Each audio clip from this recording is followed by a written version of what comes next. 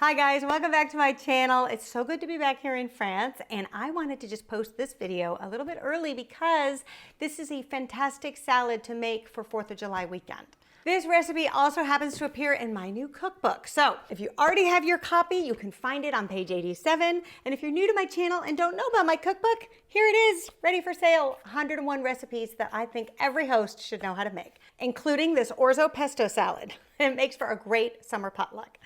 So the first thing we're going to do is make our homemade pesto. If you don't have time for homemade pesto, you can just use a store-bought brand. I would just get the kind that's refrigerated, that comes in like the little plastic tub, as opposed to something in a jar, because I just find it's a little bit fresher, has better flavor. So 2 cups of basil leaves going into our food processor here. Also want to add 3 tablespoons of pine nuts, 1 garlic clove that you've minced. I like to mince the garlic ahead of time rather than throwing the clove in there because I just think you get a better distribution of garlic flavor than leaving it to chance with the food processor.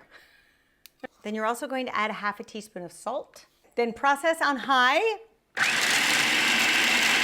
And it should look like this, minced but not really too pureed.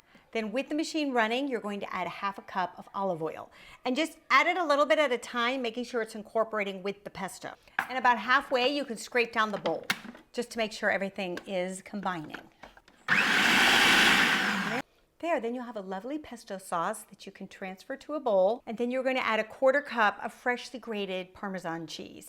I do think you get better flavor and texture if you grate it yourself. So I would just go ahead and buy yourself a nice wedge of Parmesan, keep it in your fridge, it lasts for a very long time, and then you can grate it on pasta as needed, and then you'll have it for your pesto. So you can set this aside, and then we're going to boil our pasta. Okay, so for this recipe, I really like to use orzo pasta. A lot of people who haven't had it before, at first they think it's rice because it looks like little rice. But I find there's something just a little bit more delicious about it for a cold salad than a rice salad. If you can't find orzo pasta, you could use little mini shells or a mini macaroni. That would also work. Then be sure to salt your water. This is just going to give your pasta a lot more flavor. The Italians say it should taste like the sea. Then once your water is boiling, go ahead and add the pasta. And do give it a stir so that it doesn't stick to the bottom. Okay, I know there are people out there that will hate this, but just give it a drizzle of olive oil because this pasta really sticks to the bottom.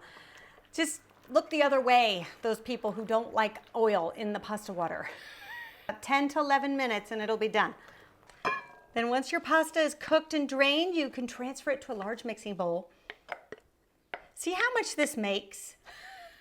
This really does expand. When you're pouring it into the pot, you think it's not going to make very much, but once it expands, it definitely does. Look at this. This could feed an army. I would say 6 to 8 people if you're serving it as a side dish.